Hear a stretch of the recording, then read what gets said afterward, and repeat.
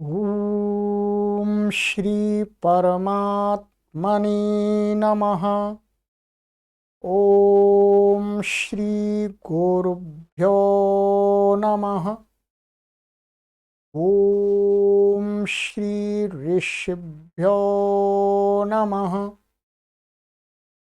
ॐ सहनाववतु सहनौ भुनक्तु सह वीर्यं करवावहै तेजस्विनावधीतमस्तु मा विद्विषावहै। ॐ शांति शांति शांति। सर्वेभ्यो नमः। देववाणी संस्कृतं यूट्यूब चलदृश्यं प्रति भवतां भवतीनां च हार्दं स्वागतम्। मित्रों,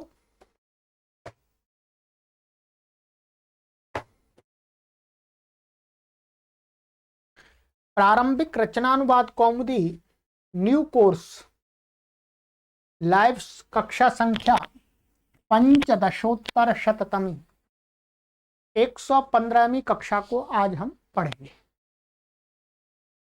इस कोर्स में हम इस पुस्तक को आधार बना करके आपको संस्कृत भाषा शून्य स्तर से सिखा रहे हैं। शुद्ध लिखना, शुद्ध संभाषण करना और पुस्तकों को पढ़ करके समझना, गीता, रामायण, महाभारत आदि। तो इस कोर्स को पढ़ने के लिए आपको इस पुस्तक की आवश्यकता अवश्य होती है। तो इस पुस्तक को आप कहीं से भी अपने आसपास की पुस्तकों की दुकान से प्राप्त कर लें, और नहीं मिलती है तो आप देववाणी संस्कृतम के व्हाट्सएप नंबर हैं, इन पर संपर्क कर लीजिएगा, आपको ये पुस्तक उपलब्ध करा दी जाएगी। तो मित्रों, इसका 21 अभ्यास हम पढ़ रहे थे और हमने आपको गत कक्षा में गृह कार्य करने के लिए दिया था। 21वें अभ्यास का जो गृह कार्य होता है उसको दिया था, तो आपने किया होगा, उसका मिलान करना है, तो वो खोल लीजिएगा।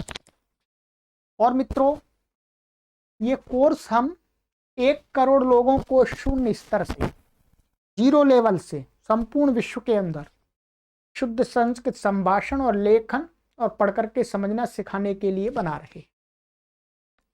काफी कोर्स बन गया है, थोड़ा सा और बचा हुआ। इस कोर्स को आप देववाणी संस्कृतम ऐप के अंदर भी पढ़ सकते हैं। ठीक है, ऐप को डाउनलोड करने का लिंक यहाँ दे दिया गया है वीडियो के डिस्क्रिप्शन में। 1 करोड़ लोगों को निःशुल्क ऑनलाइन शुद्ध संस्कृत संभाषण एवं लेखन सिखाना इस कोर्स का उद्देश्य है। ठीक है, आपसे कोई शुल्क रूप में, फीस रूप में कोई पैसा नहीं लिया जाता है, आपके सहयोग से चलता है ये अभियान। आपसे पूरी अपेक्षा की जाती है कि आप इस संस्कृत के अभियान को चलाने के लिए प्रति माह अपना योगदान अवश्य दें, जिसका जैसा सामर्थ्य है उतना दें। ठीक है, कोई असमर्थ व्यक्ति है तो कोई बात नहीं, उनको हम कहते हैं आप पढ़िएगा। ये नंबर दिए गए हैं आपको, और ये हमारे देववाणी संस्कृतम ई गुरुकुलम के अदर सोशल प्लेटफॉर्म से, इनसे भी आप जुड़ जाएं, यहाँ पर भी बहुत सामग्री आपको मिलेगी। चलिएगा मित्रों, तो अब हम चलते हैं। 21वां अभ्यास है ये हमारा। ये गृह कार्य मैंने आपको दिया था, संस्कृत बनाओ। 21वां, ये आपके 17 वाक्य थे, 17 वाक्यों को आपने बनाया होगा। और नीचे इसी के साथ में ग का जो ये ग विभाग है, 15, 16, 17 3 वाक्यों को बहुवचन में बदलने के लिए था। और ये संधि संधि करो, ये कार्य था, इसका मिलान करना है। चलिएगा, तैयार हो जाइएगा। ठीक है,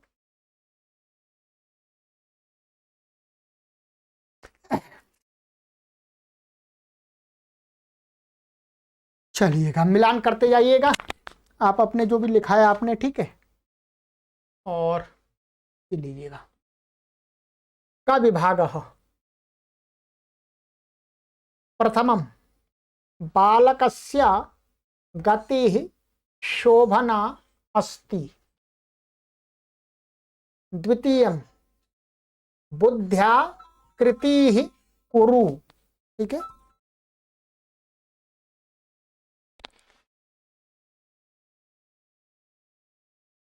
तृतीयम बालकस्य गतिमीक्षस्व, मिला के लिख दिया है, गतिम ईक्षस्व मिला के आपने लिखा है, अलग अलग लिखा है, दोनों तरह से सही है। ठीक है।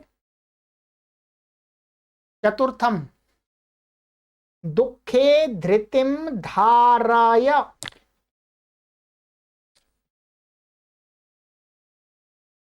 पंचमम रघुवंशः कालिदासस्य कृतिः अस्ति।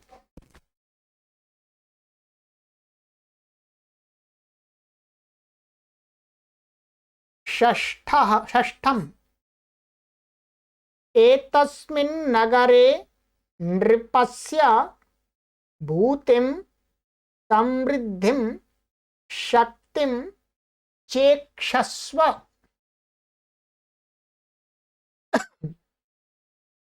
यहां पर मैंने संधि कर दी है, जो हमने संधि पढ़ी है, अब संधियों का भी अभ्यास करेंगे। इसमें च और ईक्षस्व था, तो मिलकर के क्या हो गया, चेक्षस्व, गुण संधि हो गई। ठीक है। आप इसको अलग अलग भी लिख सकते हैं, च ईक्षस्व और चेक्षस्व, ऐसे भी लिख सकते हैं। सप्तमम श्रुतिम स्मृतिम च शांतौ पाठ।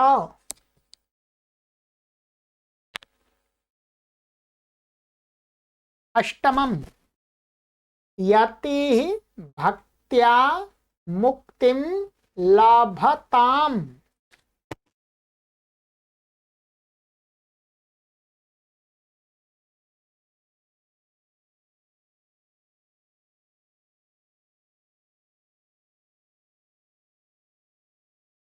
नवमं बालकाः भूमौ आस्ताम्।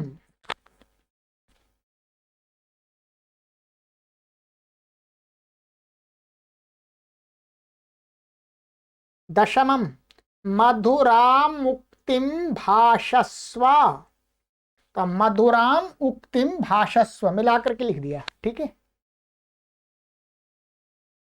ख विभाग एकादश, एकादशम 11वां रात्रौ कपिः वृक्षात् पृथिव्यामपतत्।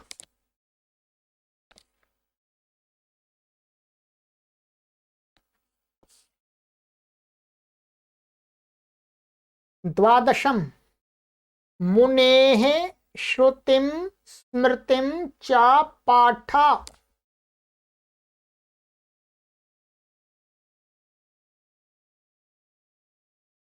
त्रयोदशम शिष्याः सिंहात् बिभेति।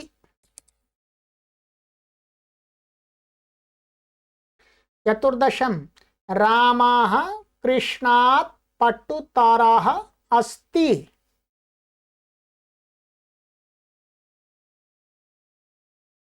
ग विभागः पंचदशम शिष्याः गुरुं सेवेत ज्ञानं लभेत वर्धेत मोदेत च।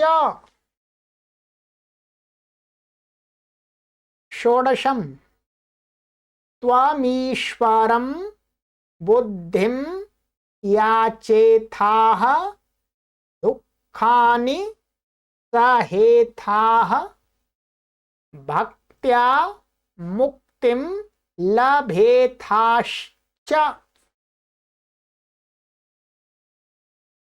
अब देखिएगा, यहां पर संधि कर दी है हमने, जो संधि पढ़ाई थी आपको है, लभे था तो विसर्ग होता है, वो स होता है, स के बाद में च आ गया है तो उसको श हो गया है, तो लभे था च ऐसा कर दिया।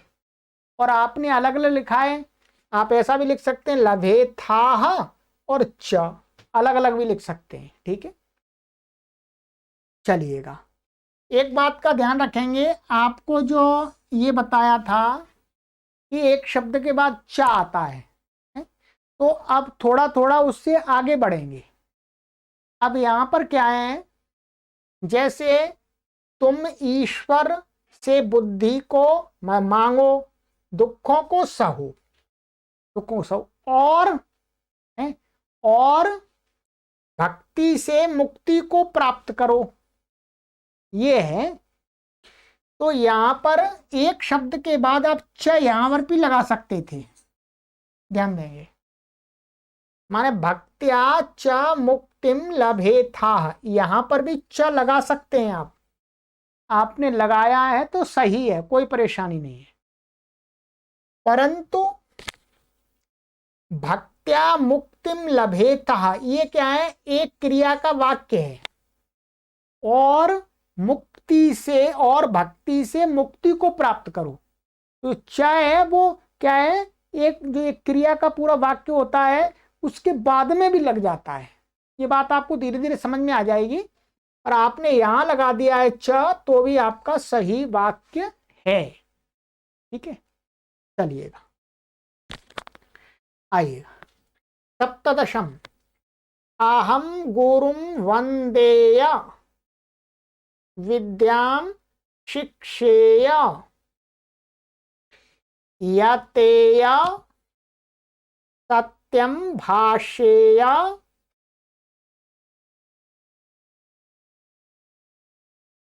धर्मे रमेय च। ठीक इसी प्रकार से यहां पर भी ये च आप यहां पर भी लगा सकते हैं, धर्मे च रमेय, ठीक है, अथवा धर्मे रमेय च, ऐसा यहां पर भी लगा सकते हैं, दोनों प्रकार से सही है, ठीक है। तो ये तो आपके 17 वाक्य मिलान करा दिए। अब है इसके बाद में आपको बनाना था बहुवचन में, ग विभाग को बहुवचन में बनाना है। चलिएगा, आ जाइएगा। पंचदशम बहुवचने, शिष्याः गुरुं सेवेरन् ज्ञानं लभेरन् वर्धेरन् मोदेरन् च। यहां पर बहुवचन मुख्य रूप से कर्ता और क्रिया में लगाना है हमको, ठीक है। परंतु यहां पर भी हम लगा सकते हैं, गुरु एक अकेला है तो गुरुम, बहुत सारे हैं तो गुरुन कर सकते हैं। आपने जो भी कर दिया वो ठीक है, ठीक है। यहां पर हमने ज्ञानम कर दिया है, आप ज्ञानानी भी कर सकते हैं, एक ही बात है। पर मुख्य रूप से यहाँ बहुवचन किसमें, कर्ता और क्रिया में करना था। चलिएगा, आगे आ जाइएगा। षोडशम, यूयमीश्वरं बुद्धिं याचेध्वं दुःखानि सहेध्वं भक्त्या मुक्तिं लभेध्वं च। बहुवचन बना दिया। अब आप इस च को यहां पर भी लगा सकते थे, यहां लगा दिया तो भी सही है, यहां और यहां लगा दिया तो भी सही है, ठीक है। सप्तदशम,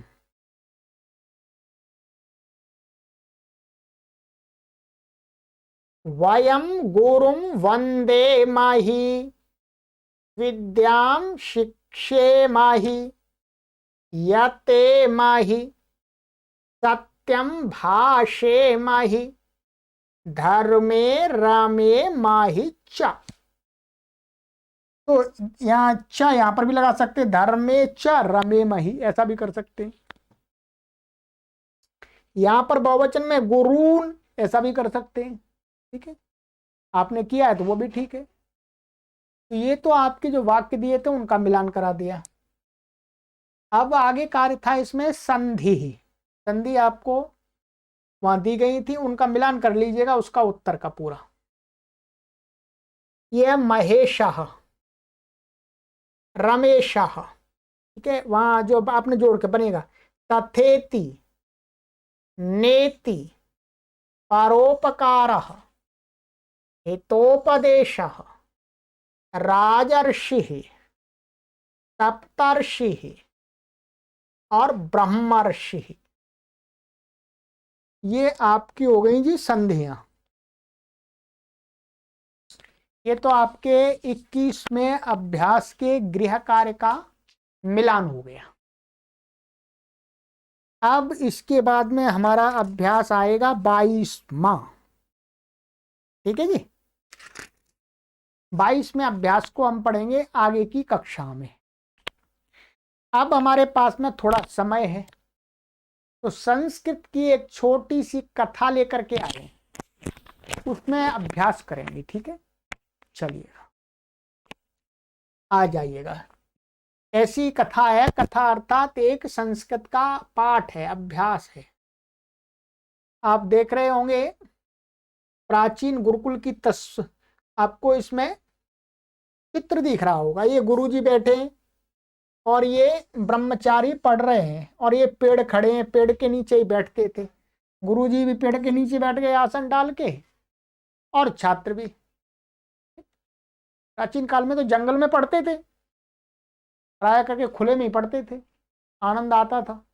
ठीक है, आनंद अब भी आता है, आनंद तब भी आता है। देश काल परिस्थिति से हमें बदलते रहना चाहिए। तो ये प्राचीन जो हमारी गुरु शिष्य की परंपरा थी, उस पर थोड़ा सा प्रकाश डालती है ये कथा, ये पाठ। यहां बिंदु दिया है स्वाध्यायान मां प्रमद।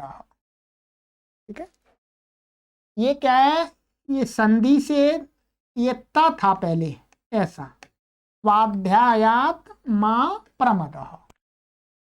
तो पंचमी का स्वाध्याय माने, स्वाध्याय माने सेल्फ स्टडी। स्वाध्याय से पंचमी है, ठीक है, संधि से ना हो गया तक होना। स्वाध्याय से मां, मां माने नहीं, मत, प्रमदाह प्रमाद करना चाहिए, न स्वाध्याय से प्रमाद नहीं। ठीक है, हमें क्या नहीं है, हमें स्वाध्याय में प्रमाद नहीं करना चाहिए, हमें सेल्फ स्टडी करनी चाहिए, अधिक से अधिक पुस्तकों को पढ़ना चाहिए, चिंतन करना चाहिए। तो उसी को बिंदु बना करके ये पाठ यहाँ पर ये बनाया है आज, देखिएगा।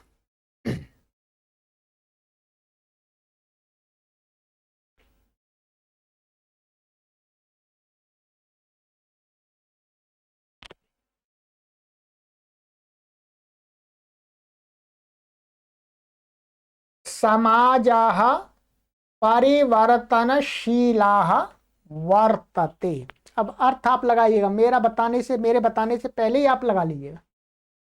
समाजाः, समाज, परिवर्तनशीलाः, परिवर्तन होने का स्वभाव वाला, वर्तते माने है, जो समाज है, ये मानव समाज है, ये क्या है, परिवर्तनशील है। आज है जैसा वैसा, कल नहीं होगा, परसों नहीं होगा, बदलता है निरंतर, इसमें परिवर्तन चलते रहते हैं। संसारी परिवर्तनशील है। सामाजिकी व्यवस्था अपि समये समये परिवर्तते। कहते हैं सामाजिकी व्यवस्था माने जो समाज की जो व्यवस्था है, इसको संविधान कह सकते हैं, नियम कानून होते हैं, तो व्यवस्था होती है, वह भी समय समय, टाइम टू टाइम माने समय समय पर, परिवर्तते माने परिवर्तित होती रहती है, बदलती रहती है। आज संविधान चल रहा है, भारतीय संविधान, इससे पहले और कुछ चलता था, उससे पहले और कुछ चलता था। तो समाज को चलाने की जो न्याय प्रणाली, समाज को व्यवस्थित रखने के लिए ये जो व्यवस्थाएं बदलती रहती हैं, नए नए कानून बनते रहते हैं, नए और कानून कुछ हटते रहते हैं। तो वैसे ही आधुनिकी शिक्षण व्यवस्था प्राचीन कालस्य शिक्षण व्यवस्थातः भिन्ना अस्ति। तो अब ये उस व्यवस्था में से एक पॉइंट को ले रहे हैं, शिक्षा का पॉइंट है, एजुकेशन।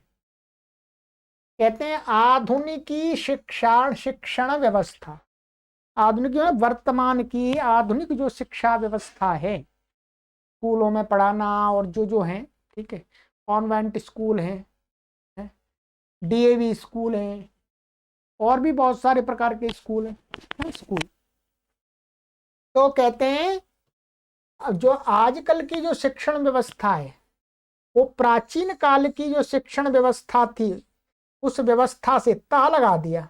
मैंने आपको एक बार बताया था, जिसके पीछे तह लगा देते हैं तो उसका अर्थ क्या हो जाता है, से हो जाता है। तो प्राचीन काल की शिक्षण व्यवस्था से भिन्न अस्ति। कौन सी भिन्न है, ये वाली आधुनिक। ये स्त्रीलिंग है तो भिन्न स्त्रीलिंग हो गया।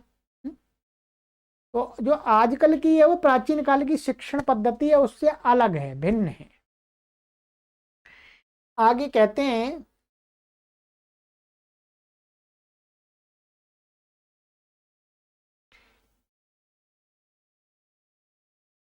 इदानीं प्रारंभिक माध्यमिक शिक्षार्थम विद्यालयाः, उच्च शिक्षार्थम उच्चतर शिक्षार्थम च महाविद्यालयाः विश्वविद्यालयाश्च भवन्ति। कहते हैं इदानीं माने अभी, तो वर्तमान में प्रारंभिक और माध्यमिक शिक्षा, माने प्रारंभिक माने आरंभिक शिक्षा, और उससे थोड़ा ऊपर की जो माध्यमिक शिक्षा है उस शिक्षा के लिए देखिएगा, एक है शिक्षार्थम। अर्थम जिसके पीछे लगा देते हैं तो क्या के लिए अर्थ हो जाता है, ये आपने पढ़ा था, हमने पढ़ा है। के लिए विद्यालया माने विद्यालय, उच्च शिक्षार्थम और जो ऊंची शिक्षा है माने हम बोलते हैं जैसे 5वीं तक तो हो गई माध्यमिक शिक्षा और प्रारंभिक शिक्षा, ठीक है। उसके बाद में 8वीं तक हो गई माध्यमिक शिक्षा, और 9वीं 10वीं 11वीं 12वीं हो गई आपकी है, ये हो गई आपकी उच्च शिक्षा। और उच्चतर शिक्षा हो गई बीए एमए, ये सारे उच्चतर हो गई, ठीक है। तो उच्चतर शिक्षा के लिए और उच्चतर शिक्षा के लिए ऊंची शिक्षा के लिए महाविद्यालयाः विश्वविद्यालयाश्च भवन्ति। महाविद्यालय और विश्वविद्यालय होते हैं, ठीक है, ठीक है। वैसे हम माध्यमिक शिक्षा में ये भी ले सकते हैं। माध्यमिक शिक्षा में जो है हम 6ठी से लेकर के 12वीं तक माध्यमिक शिक्षा ले सकते हैं, और फिर आगे की बीए की उच्च शिक्षा हो सकती है, और उच्चतर शिक्षा माने और भी एमए पीएचडी, इस प्रकार से विभाग कर सकते हैं। इसका कोई एक पैमाना नहीं है, ठीक है। तो वो आजकल विद्यालय होते हैं, विश्वविद्यालय होते हैं, महाविद्यालय होते हैं, ठीक है। परंतु प्राचीन काले एतेषां सर्वेषां स्थाने गुरुकुलानि भवन्ति स्म। कहते हैं परंतु प्राचीन काल में, पहले वाले हमारे जो पूर्वज लोग थे उनके समय में, एतेषां सर्वेषां, एतेषां माने विद्यालय, महाविद्यालय और विश्वविद्यालय, इन सबके स्थान पर, माने इन सबके स्थान पर माने ये नहीं होते थे, इनके स्थान पर क्या होता था, गुरुकुलानि भवन्ति स्म, गुरुकुल होते थे। इसमें लगा दिया, लट लकार के रूप के पीछे इसमें लगा दिया, तो क्या अर्थ हो गया, भूतकाल में बदल गया। तो क्या होते थे, इनके स्थान में गुरुकुल होते थे जी। भाई गुरुकुल में सब कुछ पढ़ा दिया जाता था, शुरू से लेकर के अंत तक विद्या सारी पढ़ा दी जाती थी। और कहते हैं, देखिएगा सरल संस्कृत आपको समझ में आ रही होगी, सारी विभक्तियों आपको यहाँ पर ज्ञान करना है, ठीक है।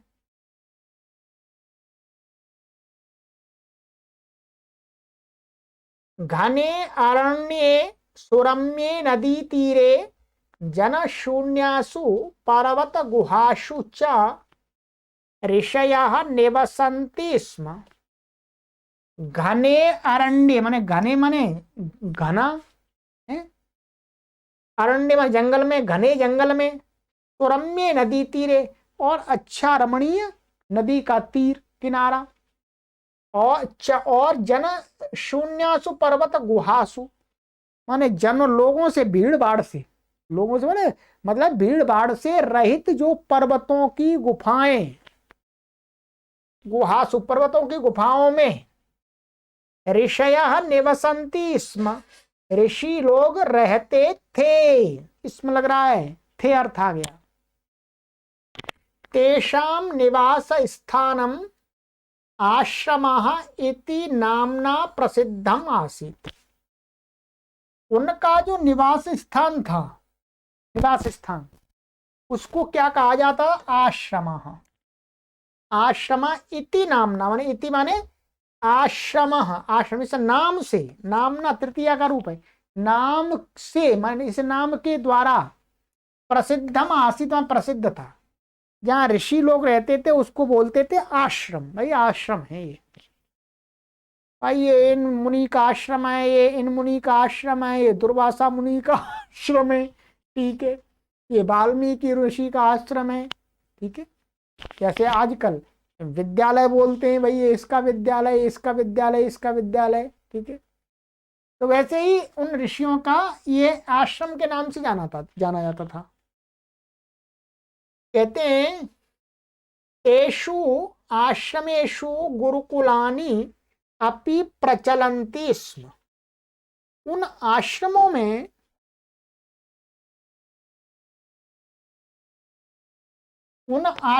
में गुरुकुलानी माने गुरुकुल, अपि माने भी, प्रचलन्ति स्म चलते थे, माने पढ़ाने के लिए उन आश्रमों में गुरुकुल भी चलाए जाते थे, चलते थे, ठीक है। सब जगह इसम का प्रयोग हो रहा है। और कहते हैं तत्र मंत्र द्रष्टारः ऋषयः आचार्याः च भवन्ति स्म। तत्र माने उन आश्रमों में अथवा उन गुरुकुलों में, मंत्र द्रष्टारा माने मंत्रों का साक्षात्कार करने वाले ऋषि लोग और आचार्य लोग, भवन्ति स्म माने होते थे, वहां पर रहते थे। तेषु कश्चन ऋषि, कश्चन महर्षि, कश्चन च ब्रह्मर्षि भवति स्म। जो वहां पर लोग रहते थे उसमें तेषु माने उनमें, आचार्य महर्षियों वो ऋषियों में, देखिए कश्चन यह संधि हो गई है, काह प्लस चन, तो कस प्लस चन ये संधि पढ़ा दिया, श्चुत्तु संधि, तो यहां स को श हो गया। कश्चन, कश्चन का अर्थ होता कोई एक, ये चन लगा देते हैं पीछे, जो किम शब्द है उसका जो रूप चलता है उसके पीछे चन लगा देंगे तो अर्थ निकलता है कोई एक, ठीक है। तो कश्चन ऋषि मान कोई ऋषि, कश्चन महर्षि कोई महर्षि, कश्चन च माने और कोई, ब्रह्म ऋषि मान और ज्यादा ऊंचा ब्रह्म ऋषि ब्रह्म को साक्षात्कार करने वाला, भवन्ति स्म होते थे मान होता था, ठीक है। ये एक एक वचन है इसलिए एक वचन क्रिया आ गई है। ते न केवलम आचार्याः अपितु समाजस्य उन्नायकाः संस्कारकाः च अभवन्। कहते हैं ते न केवलम आचार्याः, वे केवल आचार्य ही नहीं, अपितु समाज के उन्नायक और संस्कार देने वाले थे। जो आज जो ऋषि मुनि होते थे वो केवल आचार्य का अर्थ वो पढ़ाने वाले तक सीमित नहीं थे, वो देश के उत्थान की बात भी लोगों को बताते थे, जागरूक बनाते थे, और अपने शिष्यों को, अपने लोगों को, जो आसपास के लोग उनको संस्कार देने वाले भी थे, संस्कार भी करते थे। ऐसे नहीं फीस ले ली चलो जाए, कुछ हो जाए तो बढ़िया, नहीं तो कोई बात नहीं फीस आ गई, ऐसा नहीं, फीस नहीं लेते थे। उनका जो ध्येय था कि हमको मनुष्यों का निर्माण करना है, तो अभवन। और कहते हैं वसिष्ठः विश्वामित्रः च प्रसिद्धौ ब्रह्म ऋषि आस्ताम। ये देखिए, कहते हैं वसिष्ठः, वशिष्ठ, विश्वामित्र और विश्वामित्र च, प्रसिद्ध माने प्रसिद्ध दो, ब्रह्म ऋषि, ये क्या है, हरि के समान रूप चल रहा है इसका, ब्रह्म ऋषि द्विवचन। तो ब्रह्म ऋषि माने ब्रह्म को साक्षात्कार करने वाले ऋषि, आस्था माने हुए, माने थे। ये लंग लकार का है, ध्यान देंगे, लंग लकार का अस धातु का द्विवचन का रूप है, प्रथम पुरुष का। ठीक है। वाल्मीकि वेद व्यासः च महर्षि आस्ताम। वाल्मीकि और वेद व्यास जी भी महर्षि थे। तौ भारतस्य प्राचीनतमौ प्रसिद्धौ कवि अपि आस्ताम। कहते हैं तौ माने वेद व्यास जी और वाल्मीकि जी दोनों भारतवर्ष के प्राचीनतम माने पुराने प्रसिद्ध कवि भी थे। हैं, कवि द्विवचन है, ये भी कवि भी आस्था माने थे। ठीक है, महर्षि भी थे वो और भारत के कवि भी थे। कहते हैं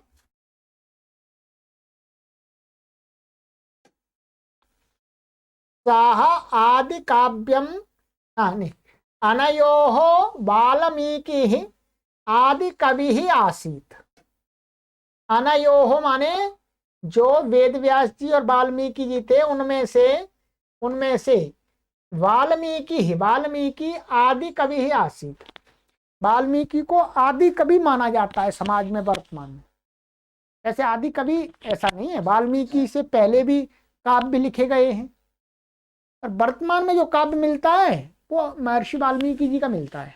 ठीक है, इसलिए यहाँ पर मोटे रूप से कह रहे हैं, ऐसा मत मान लीजिएगा कि वाल्मीकि जी सबसे पहले कवि हुए, ऐसा नहीं है। ऐसा नहीं है। संस्कृत भाषा तो अरबों वर्ष पुरानी है, और वाल्मीकि जी तो लगभग 10 लाख साल पुराने। तो क्या 10 साल, वो 10 लाख वर्ष पहले तक जो संस्कृत के विद्वान हुए तो उन्होंने काव्य नहीं लिखे थे, खूब लिखे थे। तो आदि कवि इसलिए कहते हैं, वर्तमान में कोई ऐसा पुराना नहीं मिलता है, रामायण मिलती है तो उसी कारण से कहते हैं। वस्तुतः ये बात 100% सही नहीं है। ठीक है, हम तो यही बताएंगे, जो व्यवहार में लोक में जो सुनाई पड़ता है उसको यहाँ पर रखा गया है, और वस्तुतः सत्य दूसरा ही है। सत्य ये कि वाल्मीकि जी कोई आदि कवि नहीं है, उनसे पहले तो लाखों कवि हो चुके हैं। ठीक, तो कहते हैं इन दोनों में वाल्मीकि जी आदि कवि है। आसीत देखिएगा, आस धातु का था।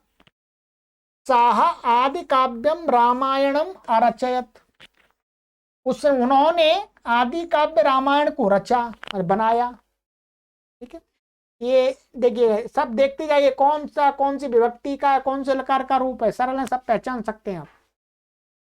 वस्तुतः भारतीय शिक्षण परंपरायाः किंचित वैशिष्ट्यम अस्ति। कहते हैं वस्तुतः मन वास्तव में भारतीय शिक्षण परंपरा का किंचित कुछ वैशिष्ट्यम अस्ति, कुछ विषय वैशिष्ट्य है, कुछ विशेषता है। ठीक है, क्या है देखिएगा।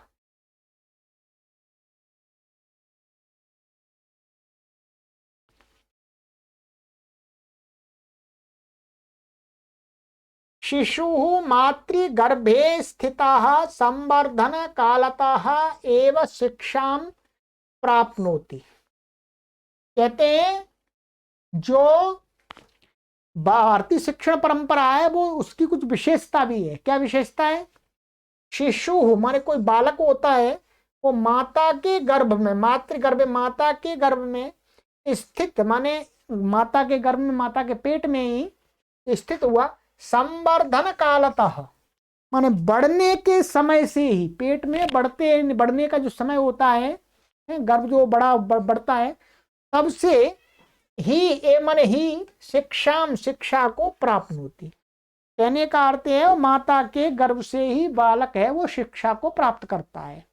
ये भारतीय शिक्षा पद्धति बताती है। अतः माता तस्य प्रथमा गुरु भवति, इसलिए माता उसकी में बालक की प्रथम गुरु होती है। माता के गर्भ से ही सीखता है। माता जो सुनती है, बोलती है, व्यवहार करती है, वैसा ही बच्चा भी अंदर अंदर सीखता रहता है। तो सबसे पहली गुरु कौन है? माता। जन्मानंतरम पिता अन्ये च ज्येष्ठाः जनाः तस्य गुरवः भवन्ति। कहते हैं जन्मानंतरम, जब उसका जन्म हो जाता है, जन्म के अनंतर, जब माता के गर्भ से बाहर आ जाता बालक, जन्म के बाद पिता है, च और अन्य ज्येष्ठा जना, और भी घर में बड़े लोग होते हैं, ठीक है, तस्य गुरवः भवन्ति, माने उस बालक के गुरु होते हैं, जो उनसे भी सीखता है। दादा से, चाचा से, बुआ से, चाची से, ताई से, जो होती हैं बड़े बड़े लोग, उनसे भी तो बच्चा सीखता है जब छोटे पे, तब वो भी गुरु होते हैं। एवं शिशु बाल्यकाले गृहे एव प्राथमिक शिक्षां प्राप्नोति। एवं माने इस प्रकार, शिशु माने बालक बाल्यकाल में, बचपन में, घर में ही प्राथमिक शिक्षां प्राप्नोति, माने शुरू की जो आरंभिक शिक्षा होती है उसको वो घर में ही प्राप्त कर लेता है। ठीक है।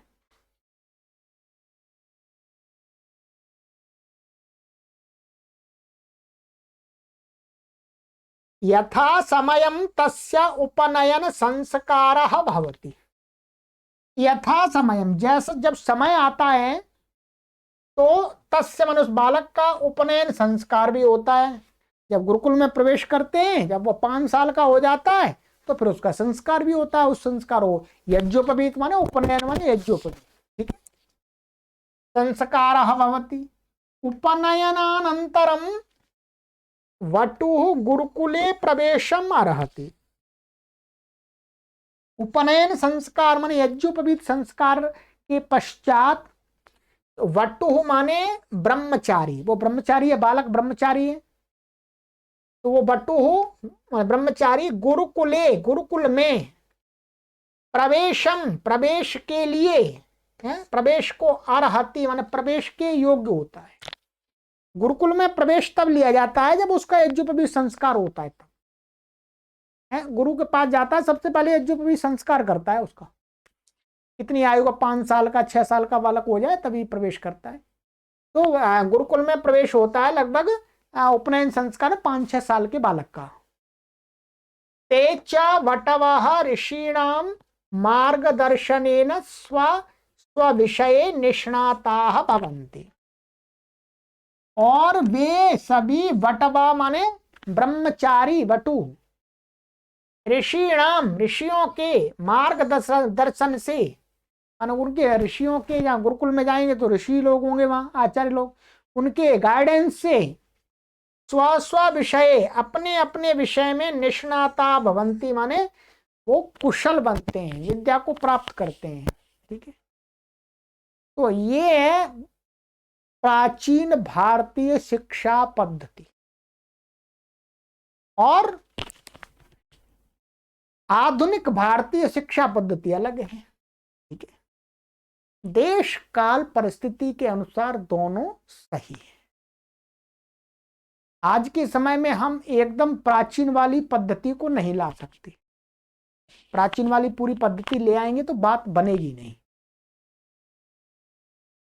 आज का जो परिवेश है, ठीक है, वो परिवेश, वातावरण क्या है, हमें प्राचीन पद्धति को भी रखना है और आधुनिक पद्धति को भी रखना है। दोनों पद्धति को मिला करके हमें बालक को तैयार करना है, तो वो बालक समाज में सफल बालक बनेगा। और केवल प्राचीन ही प्राचीन पढ़ा दिया, आधुनिक नहीं पढ़ाया, या आधुनिक ही पढ़ा दिया, प्राचीन कोई बात नहीं बताई प्राचीन शिक्षा पद्धति वाली, तो दोनों प्रकार के लोगों की नैया डूब जाएगी। हम आपको सुझाव भी दे रहे हैं, आप इसको पढ़ करके ऐसा ही मत कर लेना जी कि एकदम प्राचीन काल में ही चले जाएं। नहीं, बताया है कि प्राचीन काल में ऐसी व्यवस्था थी, वर्तमान में आप व्यवस्था को देख रहे हैं।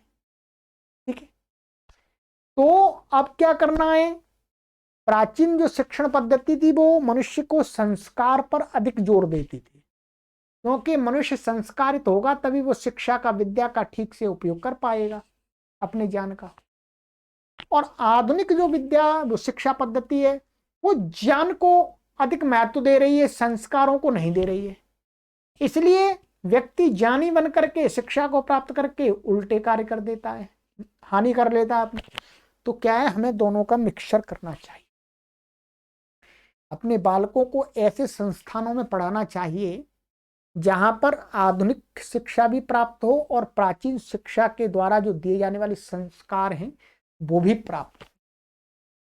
हम भी इसी पद्धति से कार्य कर रहे हैं और आपको भी सुझाव देते हैं। हम ऑनलाइन माध्यम से कार्य करते हैं, हम आपको कोई डिग्री तो नहीं दे सकते, परंतु प्राचीन बातें बता रहे हैं आपको।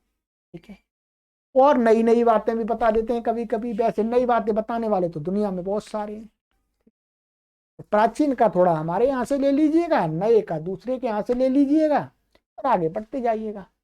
ठीक है, अपने बालकों को ऐसे विद्यालयों में पढ़ाइएगा जहां पर शिक्षा और संस्कार दोनों चीजें दी जाती है, जहां पर प्राचीन और आधुनिक दोनों विद्याओं का सम्मिश्रण। ठीक है, अब आपको इस कहानी के अंदर, वो इस पाठ के अंदर, कहानी तो नहीं है, पाठ है, तो आपको बिल्कुल सरल भाषा में है। अब आप हमें बताएंगे कि इस पाठ को यदि मैं आपको नहीं पढ़ाता तो आप अपने आप पढ़ करके कितने प्रतिशत समझ लेते, परसेंट लिख दीजिएगा कमेंट में। ठीक है, चलिएगा, अब हम मिलेंगे आपसे आगामी कक्षा में 22वें अभ्यास के साथ में। इस पुस्तक को अवश्य मंगा लीजिए और आपसे हाथ जोड़ के विनम्र निवेदन करते हैं कि इस अभियान को निरंतर चलाने के लिए आप हमें आर्थिक सहयोग अवश्य दें। भगवान ने आपको जो भी सामर्थ्य दिया है उस सामर्थ्य के अनुसार अपना सहयोग दें। अकाउंट इस वीडियो के डिस्क्रिप्शन में दे दिया गया है, अथवा व्हाट्सएप नंबर से संपर्क करके आप ले लीजिएगा।